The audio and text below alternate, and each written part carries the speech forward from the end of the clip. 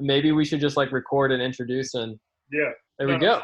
Yeah. So normally I don't keep it in the house because I'll drink it.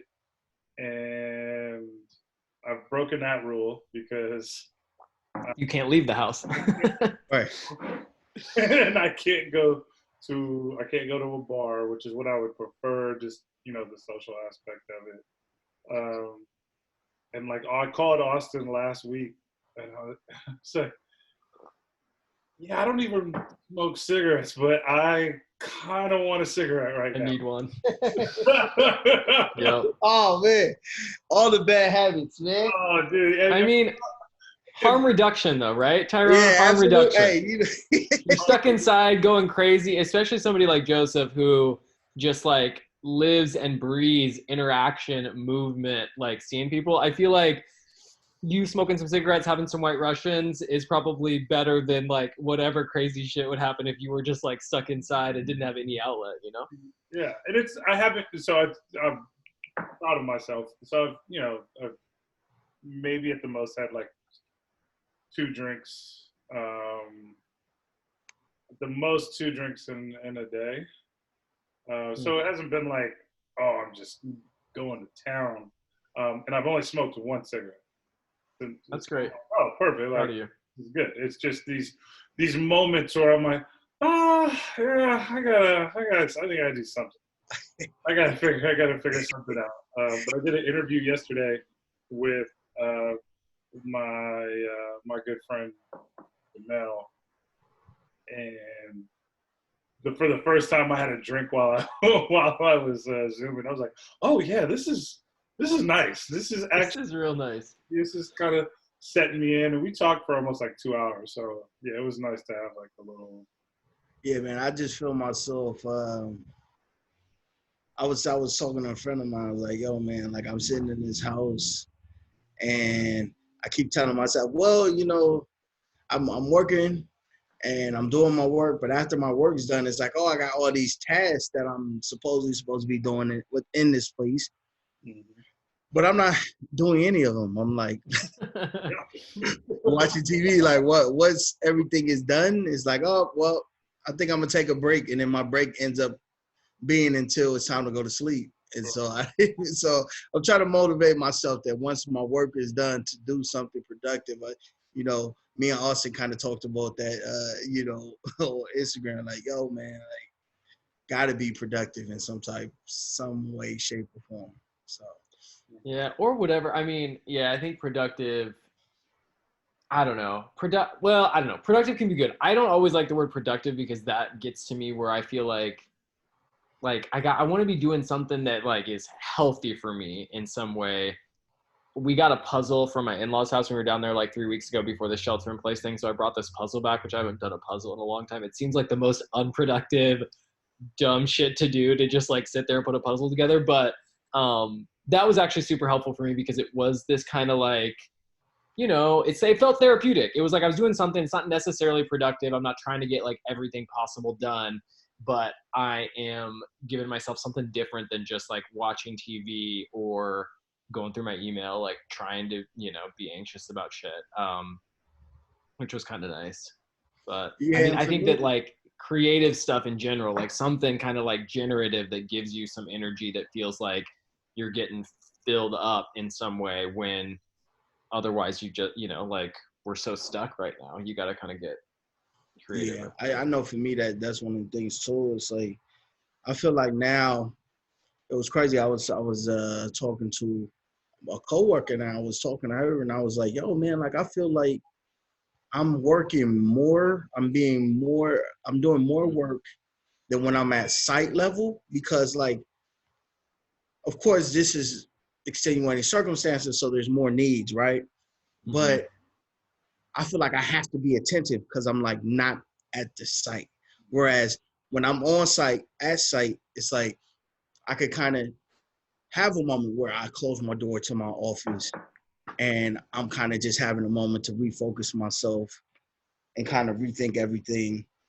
But now I feel like I'm working way more. Like I'm reading way more emails. So back to your point, like I'm reading way more emails. I'm responding way more. I'm talking to my staff way more, and really just like trying to be there more because I'm physically not there, you know? Yep.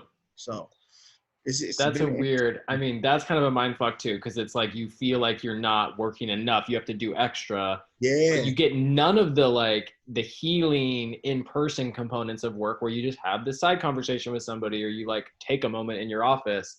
So you're just, I've been hearing people talk about that. I feel like I've got it a little bit better right now because I'm starting this new thing. I'm not working full time with this consulting job that I took on. And then I've got this little 4.5-month-old baby and, distracting me every second. So like I'll be working and then I'll like, he's really good kind of creative, generative, therapeutic time to just go play with him even for like 2 minutes in between the meeting. So otherwise I would be like, okay, I got 2 minutes. Like I'm working from home, so I got to be productive. And then you lose all those little time, like those little slots in between your day where you're just hanging out or talking to people or doing whatever. Just like all turns into like one long computer session, which yeah, sucks. yeah, yep. I understand that. So, yeah, Tyrone, I think like this has been way overdue for us to have this call and like to have this moment to talk to you. Normally, when we're talking to you, it's either individually or you've been in front of you've helped us out like immensely with Feed the People, and you've also you've been serving communities that we don't regularly talk about, specifically right now in this like super unique time, right? Like I think we're all kind of set in our own way, and I'd like to think that we've got we have to take care of ourselves first to make sure we're good, and then hopefully we can start to think about like who else is being affected. And I think you're a perfect person who's for I don't know how many years you've been working with underserved populations, underutilized populations. So if you could just kind of yeah maybe talk about how you got started in the work you're doing now, and then or however you want to do it, man. Yeah, I can talk to that. So I've been working with in the underserved population now for 15 years. Like I like as you were saying that, I was thinking about like when I started, and so I started really with youth, um, and working with youth, and for me it was more of like a thing of like being from the community, a very low income community, and feeling like okay, I didn't make it, of course, like I'm not no millionaire, but like I didn't I wasn't incarcerated. I wasn't um I didn't die. All of these things, and being in my early 20s and being like, yo, I feel like a sense of like needing to give back in some way, shape, or form, right? Because there's a child out there that had the same amount of anger and frustration and confusion that I did when I was growing up. And anyone that knows me, like, knew me in my youth to young, to teenhood, would be like, yo, I don't understand how this person, Tyrone, has gotten to this place, because of just who I was and the things that I dealt with and how I was raised, right? And so I started doing this work with youth, and from a stand place of being that youth, that at-risk youth. And so that just really bloomed and blossoming and kind of transformed into like me changing professions still within the frame of serving underutilized folks.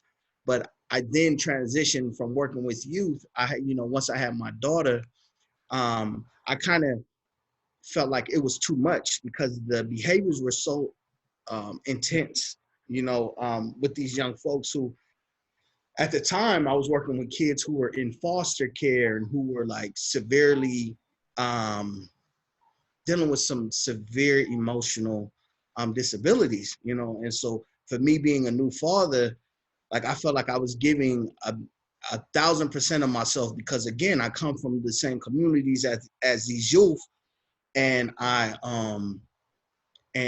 beat the odds, per se. And now I'm a father, and I'm like, yo, man, like I can't give 1,000% of myself to these kids and then turn around and be a father, like, Mm. and give this young child who's like needs all my love and all my affection and all of the things that I necessarily felt maybe I didn't have growing up, outwardly, um, to her. And so I started thinking about, what I wanted to do. And so like, I started working like in addiction services, and I never battled really with addiction. I had, my mother had, some very interesting relationships when I was growing up, with folks that battled addiction. And so, of course, that trickles down to your children, just seeing the dysfunction and the anger and the hurt and the sadness, and a lot of times the physical abuse that would happen to my mother and to myself, and the emotional abuse that came along with that. And so then I decided, like, yo, this is what I wanted to do. So I started working with the Salvation Army Adult Rehab Center. Um, and it was crazy because I'm like, you know, I was an intake coordinator. So I was the person that was getting the calls from the jails, getting the walk-ins from the street for people who wanted to change their life and clean their life up. And from that, doing that work, and learning so much about that community and how underserved they were, in the framework of like, they're the rejects, if I can put it bluntly, they're like society's rejects, and for me, that kind of spoke to me because I always felt like I was a reject. And although I didn't necessarily battle with addiction, I battled with people not understanding who I was as a young man and as a man growing up, and having that anger and that frustration. And it was like kind of like a beautiful marriage. You know what I mean? Like, it's like I went all in. Like, I was filling beds of a 150-bed facility. And I'm talking about, like, like, I didn't graduate from college. You know what I mean? I had a high school diploma. I dealt with whatever I dealt with.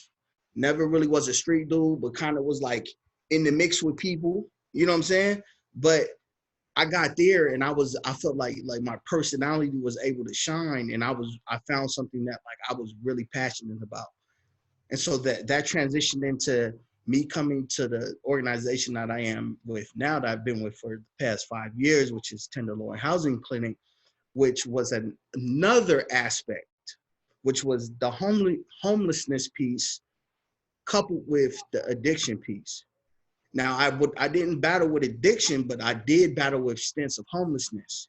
So now you're adding not only my passion, but also something that's dear to my heart, and that's keeping people housed, because I understood like the model of like housing first. I know like the times I was homeless and the times I was my most loneliness is when and felt the most loneliness is when I didn't have a roof over my head, you know, which is interesting now because I have a place and, I have all these great things happening. And now it's like, yo, now I want to be outside. But when I was outside, I wanted to be inside, and that's a whole nother story. But I think for me, the biggest thing was just like, now I'm in the aspect where I can assist people who are, again, the rejects of society, that,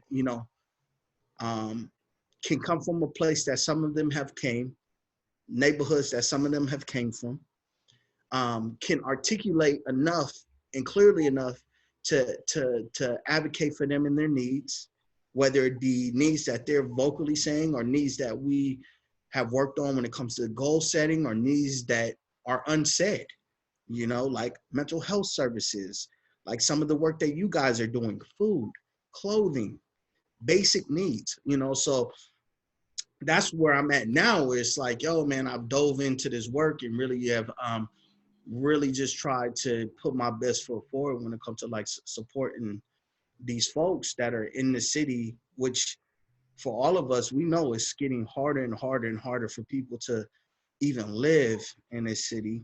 And particularly if you're uneducated, if you're addicted to substances, if you have diagnosed or undiagnosed mental health, um, if you don't really have idea of where to go or what to do. And so my organization I work for, we literally house the homeless. Like, and some of our buildings straight off of the street referred from outside agencies, like, and folks that have been homeless for the chronically homeless, so 10 years or more, you know. So that's a little bit of like my background and how I got to this point. Yeah, man. Yeah. Yeah, that is. Yeah, I don't, I don't know at Austin, but I've heard this before, right? Like this isn't the first time I hear that, but the way you speak, man, like it just kind of put me in this place of kind of reflection. Like I was very, yeah, man. You just, yeah, I mean, you speak so passionately about the work you've been doing, and when you connect your personal story, which is always really important whenever I think we're trying to, yeah, I think whenever we're trying to serve people, in whatever way, shape, or form, you can connect with someone. It doesn't necessarily need to be, you know, the person who's just like you, but listening to you speak, man, yeah, it's really nice to hear that you have this drive. It's almost like it's necessary, and yeah, that's. I just wanted to share that because I was like, oh damn, man. Yeah, I think for me it's like Yeah.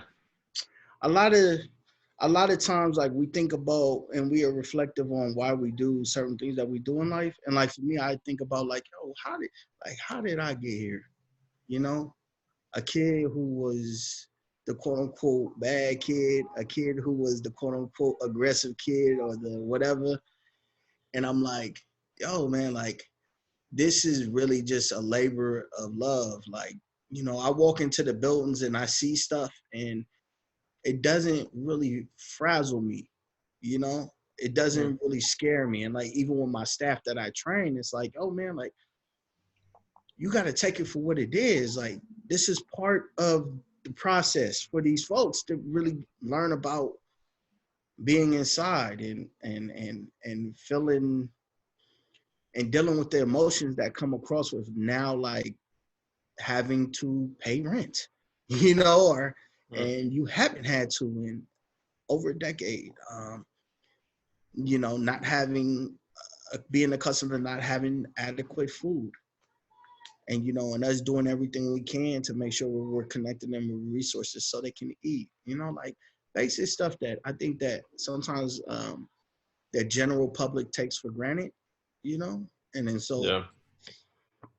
you know, it's just like, you know, I think about it and it's like, okay, you know, I've had conversations with myself like, oh, you know, is it time to move on? And every time I get to that point, it's like, nah, it's not time to move on because it's still like work to be done. You know what I mean? And Mm-hmm. of course, with this subject, it's never going to be the end. It's always going to happen because folks are dealing with whatever things that they're dealing with. You know,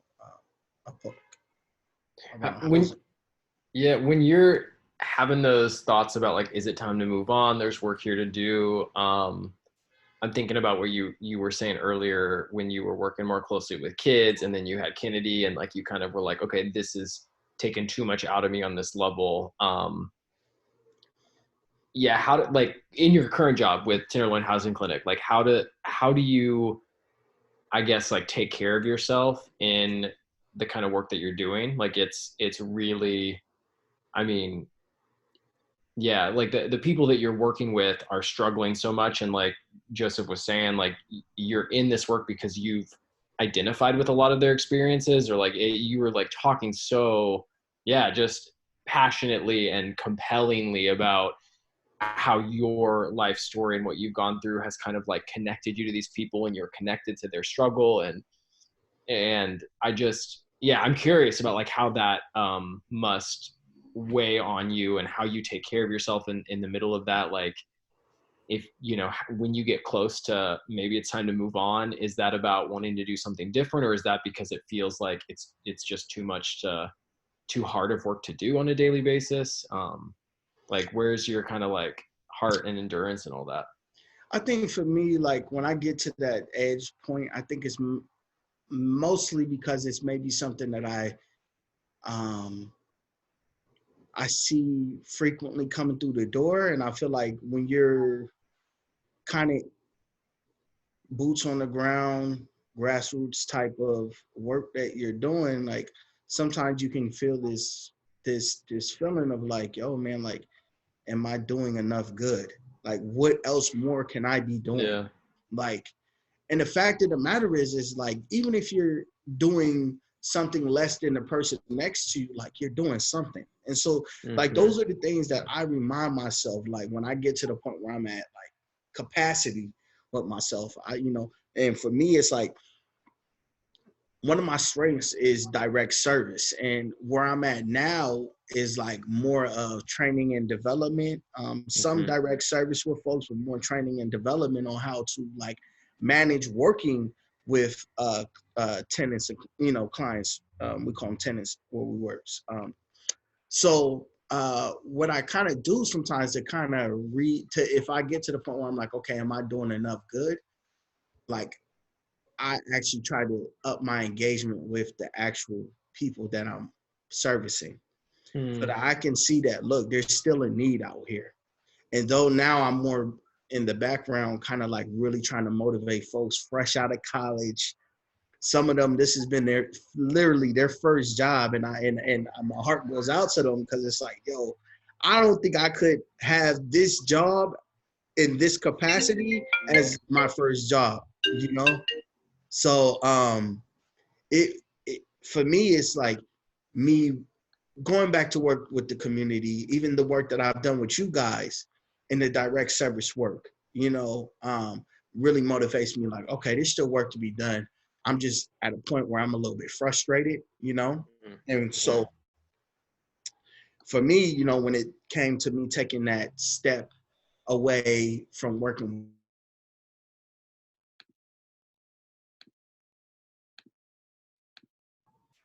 um, this person needs all of me, you know? So at that point, it was like, this person needs all of me. So I have to um, take a step away. And right now, I feel like there's so much work that needs to be done, and particularly in this city, because of the framework of like where things are going, that I had to continue to do the work and continue to train Mm. folks to do the work and advocate Yeah. for folks. When you feel like, it sounds to me a little bit though like you're talking about like when you're tempted to move on or do something different, or you get kind of like antsy, it's almost a feeling of like, could I be doing something better or bigger? Could I be helping more people? And I'm interested in that because I feel like I I experience a lot of times this push and pull, trying to figure out where to spend my time and energy. Um, I worked as a therapist before I moved to California, and then like I had this issue with my licensure, so I ended up going into tech, doing HR, and then Joseph and I ended up starting this, just doing the stuff that we're doing with Love Lab. And I feel like sometimes my mind goes to this big picture thing where it's like, okay, how can I help? Like, there's so many people in the world that need help. There's so many people in the city that need help. I want to do the biggest, most impactful thing possible. And it gets overwhelming and almost paralyzing. Um, and so I'm curious how you think about that. Cause it almost sounds like you're saying that like, sometimes when you get ready to move on or you get frustrated, you want to be even of more help. You want to do something bigger. You're like abstractly thinking like, what else can I do? And the antidote to that is getting back with the people, like just like the one-to-one relationship almost, which I feel like I Yeah. kind of resonate with that feeling of like, maybe we're not meant to like solve the entire planet's problems. And if I spend my mind thinking like, how can I make the biggest impact possible?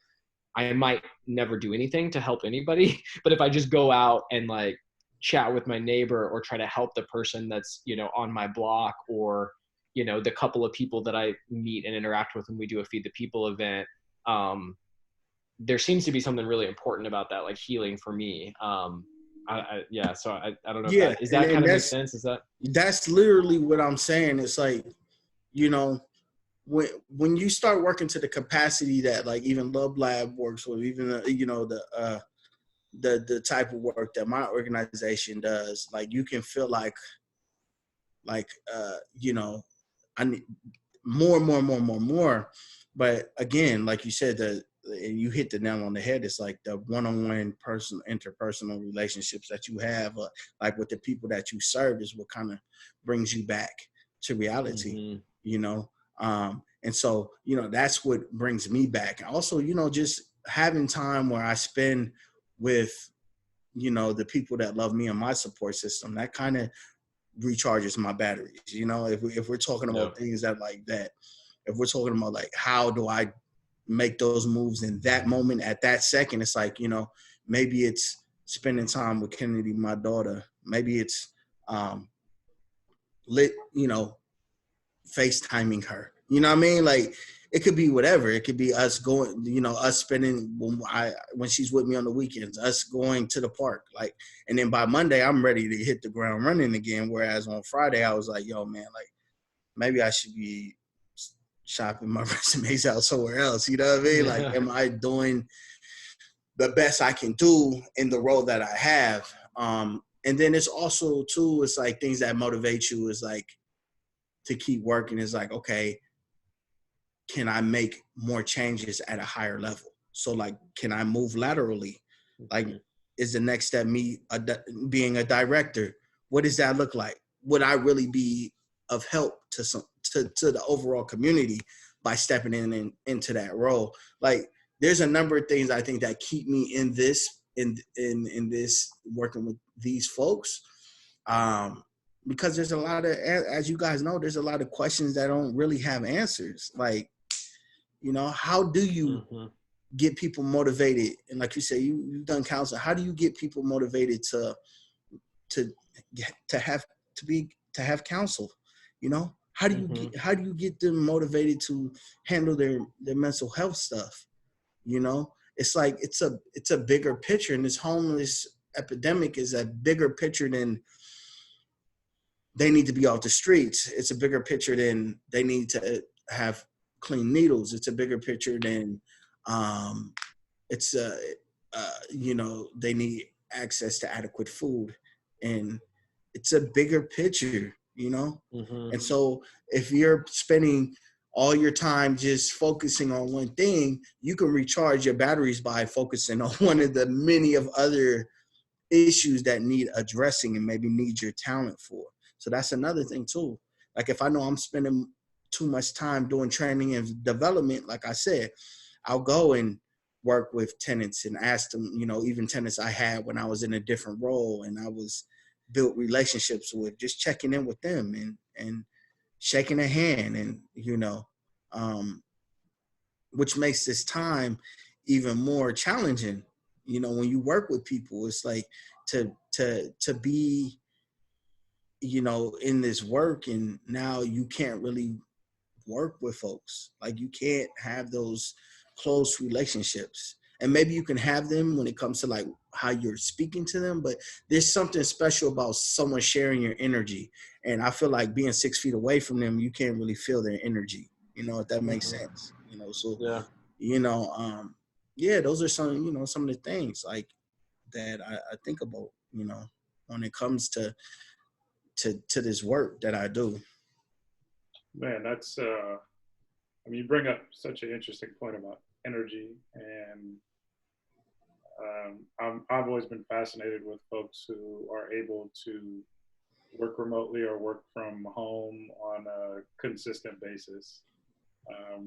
Where yeah, they don't have that energy, or they don't necessarily need that energy for them to do their job. Uh, but it's important that we recognize specifically right now in a city well, just not a city, but I guess this city specifically, but in general, as we start to move to, I imagine after this, there's going to be more people who choose to work remotely. I think that there's going to be an influx of that, but we have to remind ourselves that there's work that's not um, able to be done remotely, and it is Yeah. being in front of those folks. And I can only guess that your presence in front of people and your energy in front of people is unique. I think that just listening to you talk more and more, and I think every time I hear you start to speak about the work that you're doing and what you bring, I can only imagine that there's maybe a handful of people that are bringing that same energy to those folks that really really need it. Right? We talked about folks trying to motivate themselves, or a therapist or a counselor trying to help motivate someone to change the direction of their life. But certainly you've got it, man. You've definitely got that. And so yeah, I kind of want to transition. You touched on a couple of things about resources, and we're at a right now. If you got shelter, a shelter to go to, and you got some food. For most of us, some of us have some more things that we need, right? Like I think for so many people that you're working with, they're dealing with a different set of circumstances. And yeah, you talked about addiction and access to food and shelter. So if you could touch on where are you seeing the lack of resources, and it doesn't have to be on a this is where we're seeing the most, or this is what we're seeing the least. But if you don't mind giving some examples of where people are struggling right now, who are dealing with addiction, homelessness. I think that their biggest struggle, in my opinion, for the community that I serve, at least at the sites that I, am at, is people understanding the magnitude of what's going on right now. And so it's crazy because like homeless folks, or formerly homeless, actively homeless, whatever, they are the most resilient people you'll ever meet, right? And so for them, it's like, well, this is nothing.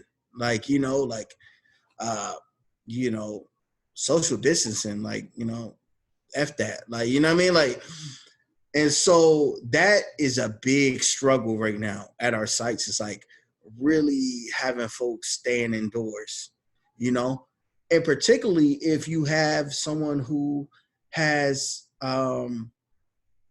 mental health issues around, that being alone. Some people, their therapy is the interaction with people. Their therapy is, whether it's good energy or bad energy, just the energy of another human being. Not everyone can just stay in solitude, and so that's been one of the main struggles, just like really trying to get folks to really adhere to sheltering in place. And for my staff, it's really about educating them on the risks, And for them, it's like, yo, man, like I slept on the ground, for 10 years.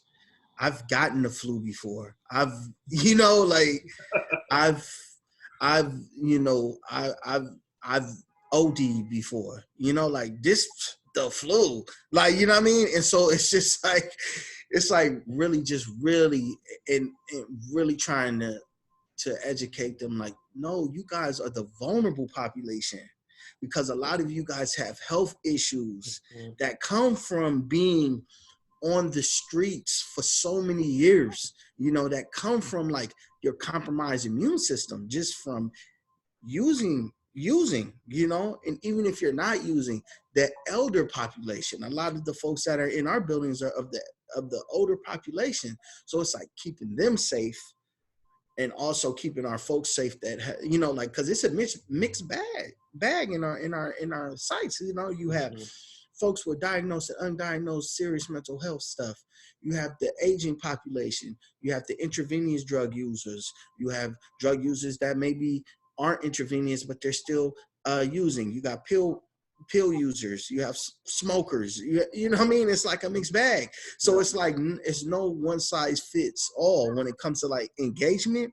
It's no one size fits all when it comes to like communicating the importance of sheltering in place, and there's no one size fits all when it comes to like what the needs are, because the needs are like I kind of touched on. It's like adequate food, sheltering in place, adequate medical attention, because the medical profession right now is pulled thin.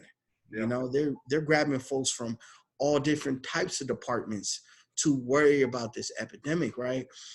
But then the caveat to that is like you got folks who are medically compromised living in these SROs.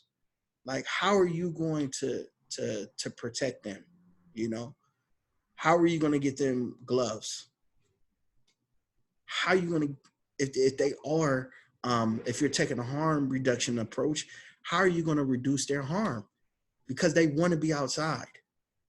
Mhm. You know, those are some of the challenges that my staff and myself have to face. It's like, how do you convey like the magnitude of this?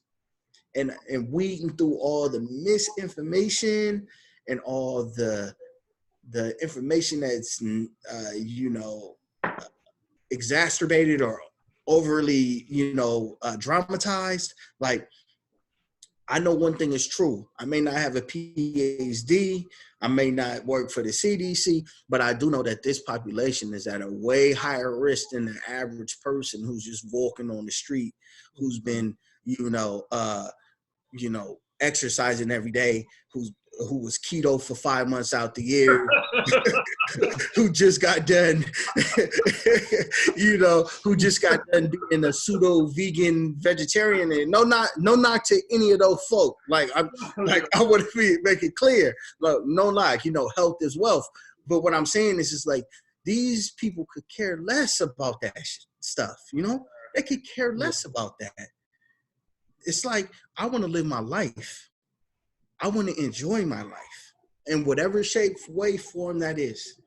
Whether that's just being out on the street having community with people, you know, and it doesn't necessarily have to even think about being a drug thing. Because I think for a lot of folks, it's not even that. It's like, I just want to be around people. This is my Yeah. therapy, Yeah. you know? The love that I get from that cat that I've been sitting on this corner talking to, drinking my beer or drinking my soda or eating my candy with every day for the past 5 years is who gets me through those hard times when I feel like I want to hurt myself, Sure. you know, or I just don't Mhm. want to do it anymore, or I want to use a bunch of drugs. Like this is my therapy. So how do you tell somebody stay your butt in the house and be in your thoughts? Yeah. You know, like it's that's the struggle, you know, and that's the hard thing. On top of like worrying about the elders who, whether they're using currently or have been using in the past, like how medically compromised they are, with not only being older, but now even if you add in the ramifications of the drug use, it's like, yo, man, like these folks are behind the 8 ball, you know. And it's like one of our buildings that's on off of 6th Street is like nothing but the elder population. It's not one of the sites that I personally manage or operate, but you know, the person who has the same role as me there, he's like every day I feel like he's about to pass out because he's just like so worried, you know. Yeah. Because again, what do you do if somebody, an older person, passes out and you call the ambulance and they're dealing with somebody who has contracted COVID? And then it's just like, yeah, they're doing what they can. They're trying to get to everyone. But I know, and and we, and like the majority of the energy is being towards folks who have this horrible, flu and who are dying. So of course my heart goes out to that. But it's also like, yo, we have to understand like the folks that were still at high risk are still at high risk. Yeah. you know? So And yeah. that, I mean, yeah, hearing about the populations that you work with all the time and support and house, and just how different their experience of life is. Even somebody who's in like one of the SROs whose, living room is the Tenderloin. Like that's their people, that's where they live. Like maybe they go to sleep in like the small room. But that's not their home where they spend most of their time. Like there's so many, those those us vegans and keto diet people that are like, working out and like spending 8 hours at home. Like we've got a home that is like where we spend the majority of our time. We invite people in, we do different, like it's a different thing to shelter in place in the space that you spend most of your time in. Like your community is different when your whole life is you sleep in that bed or you sleep on the sidewalk, and your people and your life and your community and everything that you're doing is down on the street. Yeah, it's just like it's a totally different thing. And I mean, I know people have been talking about this like crazy, but one of the most important things is that people who can stay in, because if, those of us that can stay at home and, do a workout in the living room or whatever, and, dunk on our Nerf basket and like watch TV or whatever, and like videos, like Zoom call people and like still have community and feel connected to our people. If we can stay in, we're not going to be at the hospital. We're not going to be in the ambulance when like somebody who lives at your building just slips and falls, or like somebody ODs, or some of these other vulnerable populations have like a normal thing happen to them where they need care. Because I was like, I mean, and that's like obvious, that's kind of like what people have been saying with the shelter in place is like anybody who can, like if you can work from home, if you, don't go out to like hang out with people or do anything stupid. I think people are like getting that now. It seems like for the most part, people that can stay in are staying in and are being really grateful for grocery store workers and healthcare people, and like, people that work at the Tenderloin Housing Clinic that are managing these buildings, and, that have to be out there. Because that's a big part of it. Is just like if we can all, like those of us that can stay and do, we protect the people that are so much more at risk, and that our lives are so different than ours, right? But because I was going to ask you like what, and I think that's like an obvious one, and a big one is just like, follow the orders, like stay inside and don't get COVID-19 so that you can free up a hospital bed or an ambulance for people who need it. But I was just going to ask like if there's any specific organizations down in the Tenderloin, other things that are popping up, like things that the city is doing. Is there anything like extra that people are doing to help, or like people that might listen to this conversation that, have some extra dollars to throw at an organization that's doing something? Like what do you think, how could, So I think the how could we main help? thing, the main thing for folks who now, for the folks that are doing what is being asked, which is shelter in place. One of the main things is folks having access to adequate food. And Mm-hmm. the thing about some of us is like we have access to go to the grocery store and we can buy up a bunch of food and have it in our refrigerators and stockpile, whereas a lot of our folks in the SROs don't have adequate refrigeration, and they're living off of dry goods, which are like Mm-hmm. 100% depleted right now. If you walk into a grocery store, you'll see like dry goods, canned goods is like zero to none, in these grocery stores, and rightfully so. People got to feed their family. I understand, right? But I think what I would do if I was folks that like are saying that will be watching this and they're asking questions like, how can I help? It's like, donate to these other nonprofits that are out here that are feeding folks. Like St. Anthony's is a good one. They're still to this day right now, and I live like right next door to St. Anthony's.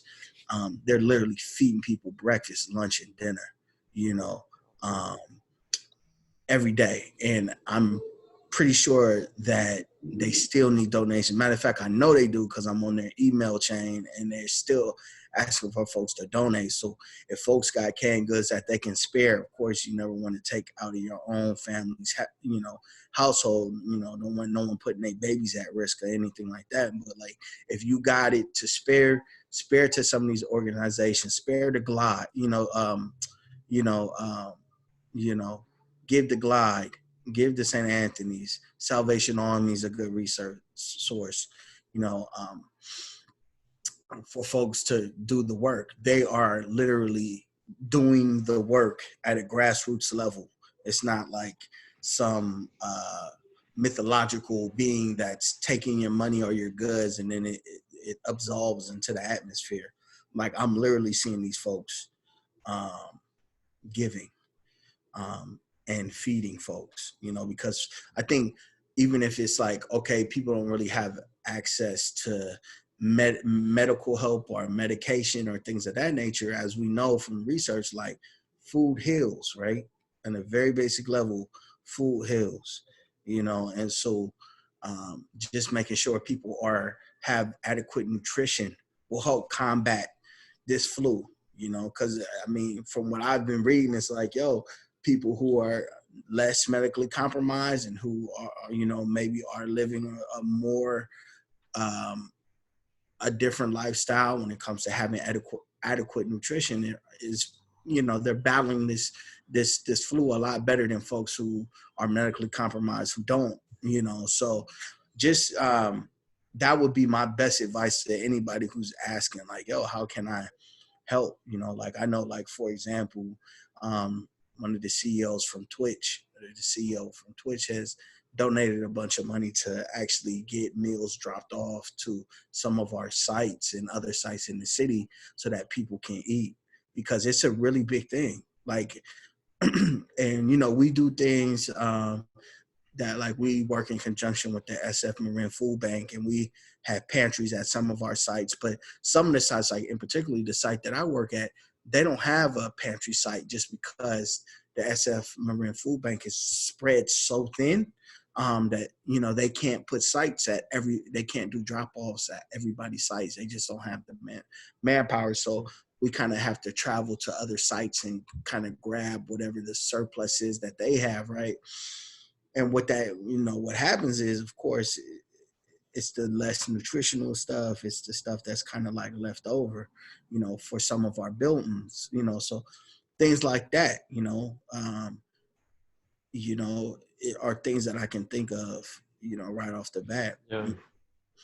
That's super helpful. I think still on Love Lab's Instagram, we have a link to an SF Chronicle article that like listed a few things. I know that I donated to Meals on Wheels and the Yes. SF Marin Food Bank.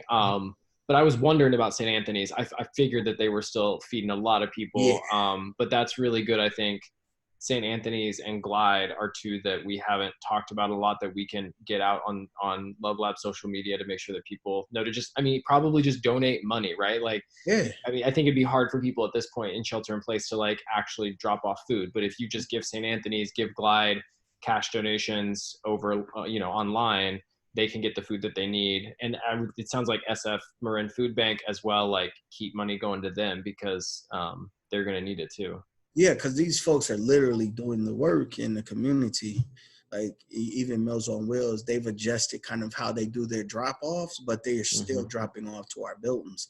And that's one that I'm glad you triggered that in my mind. That's one that actually is really working with a very vulnerable population, because Meals on Wheels is folks that literally can't come out the house or are super medically compromised or have a lot of physical impairment and disability. So like, they drop off at every single one of our buildings, so, just that, like it's crazy. Like, I think some people think it's this big complex thing, and it's really not. Like, It's not a complex thing. Like, it's like, yo, what do people need? Food, shelter, clothing. You know, I said that before in one of the talks I did with you guys. It's like, oh, people need love, food, shelter, and clothing. And they good for the most part, you know? All the monetary stuff, that's stuff that we want. That's not stuff we Yeah. need. You know, I want to be able to walk out in the flyest Jordans. I don't necessarily need that. All I need is something to cover my feet and protect them from the elements. You know what I mean? You can do that with some, you know, $10 Bobos from Payless, you know what I mean? But what we want is other things. And so I think that if people keep that focus on like, yo, like, how can I help someone? I can help feed them at the bare minimum. You know what I mean? I think that that would be very helpful. And again, these folks are putting their life, their health, on risk to feed this community who is not practicing shelter in place, who is at a higher risk of contracting COVID and spreading it. I mean, if we're calling, you know, if we're being real, calling a spade, like that's why we're really in our buildings really trying to push the issue of like, please, if you can't stay in, like, please. I mean, I get it. You're having mental health episodes. You feel like whatever your thing is, right? But how can we curb that? What are you going out that you need? If it's food, we can try to get you that. You know, Mm-hmm. if it's medication, we will try to get you that. You know, if it's something else, then maybe you have to go out. But we're limiting the harm that you to yourself because we didn't knocked out 2 of those things out of your 3 things or 5 things that you feel like is motivating you to step outside your unit. You know. Well, yeah, I think we're going to continue to have these conversations, not not on Zoom, but figure out how we can. Austin and I definitely will be talking after the call to kind of reassess what we can do and how we can help and support all the organizations that are doing the work. I think that there's so many there's so many folks that are still at ground zero and figuring out whether it's getting food to direct sites or figuring out if we're talking about monetary donations, maybe that goes to the folks that are still working. Yeah. Maybe to the folks that are working. Yeah, because places are still referring folks. Like the SF hot team is still plucking people off the street and getting them housed. Like literally.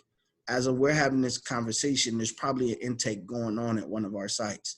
Because the need is, of course, getting folks even more so now off the streets. So and lowering the harm. So just know, like, there's work that's still happening behind the scenes. And although, like, for us folks that maybe aren't at a high at a higher risk, don't really see is kind of in the background. For this demographic of folks, like, the work is still happening. Essential personnel, as they say, is still happening. And that just doesn't that's just not limited to police, fire, and medical personnel. That's folks who offer food services. That's folks who are working with the homeless. That's folks who are providing clinic care. Shelters are still letting people in. And because there's no access to testing, like, they're letting people in whether they're showing signs or don't. They're in, because it's a need. So just so that folks that maybe have some more questions, it's like, yo, man, like, there's a lot of work to be done, and there's still work that you can do even while you're sheltering in place. Well, yeah, we don't want to hold you all day here. We know you. It's all good. Man, I think you've done. Yeah, I mean, you go above and beyond either way, man. I think anytime you've helped us, it's whether it's speaking passionately or actually coming out and helping us navigate. I mean, you've been there at every point with Feed the People, and you've been a great resource for not only folks who help us out, but I don't want to speak for Austin, but I think we've had this conversation. You've done so much for us in terms of learning about, just learning about the dynamics of folks who are trying to navigate such a hard time, whether that's addiction or chronic homelessness. That list goes on.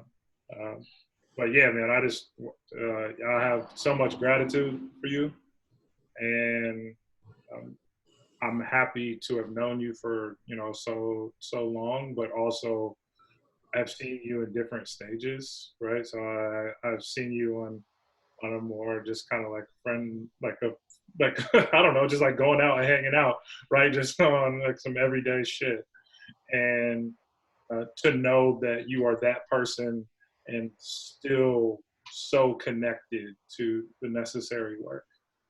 So, dude, thank you a lot. Well, I Yeah. want to tell you guys too, man. I lend a hand when I can because I believe in you guys and your message that you guys are pushing.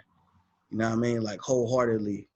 So anytime you guys ask me to do something, like I do it because like your guys' heart is in the right place, and I know that you guys may have times within all of the different aspects of work that you guys are doing in the community to where you may feel like, okay, well, are we doing enough? And I want you guys to know that you guys are definitely doing enough. You're doing a lot more than the average person is doing.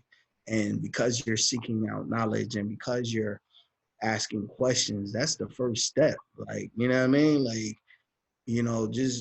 I remember when this thing was in its infancy. Like when you guys, this was just an idea, so you guys need to hang your hat on the beautiful work that y'all doing and the people that y'all serving, that whether they know your names or don't know your names, they know your faces and they know your energy. And it's important for folks to step into this community with love, and the other work that you guys do. Not just with the homeless, but even the work that I've seen you do with the youth, Joseph. Like it's needed, you know what I'm saying? And the work that you do also with art, like this is needed, just on so many different levels, man. Because people need to heal, people need love, and people need to feel love, man. And not even on no hippie shit, because that's not even my vibe. Like I'm not even one of them type people. But just understanding that that's what's needed to keep us like a moment of humanness, man. It's like important. So I want to tip my hat to you guys on the work that you guys are doing now and the work that you're continuing to do. And anytime you guys need me, all you got to do is shoot me a text, call, whatever, and I'll make it happen. And, this ain't about no business relationships, man. I appreciate you gentlemen as men, and I consider you guys friends. So anytime you need me, man, you just let me know and I got you. All right. Thank you. Yeah, I mean, I echo everything Joseph said. I appreciate everything you just said so much. Yeah, like deep, profound gratitude for you as a person, as a friend, and as a partner in the stuff that we've been doing, and as somebody to like reflect back and help guide us in the kind of things that we want to do and encourage us in it. Like it means so much. So thank Yes, you. Thank you yes. for this time. All right, gentlemen, y'all be easy.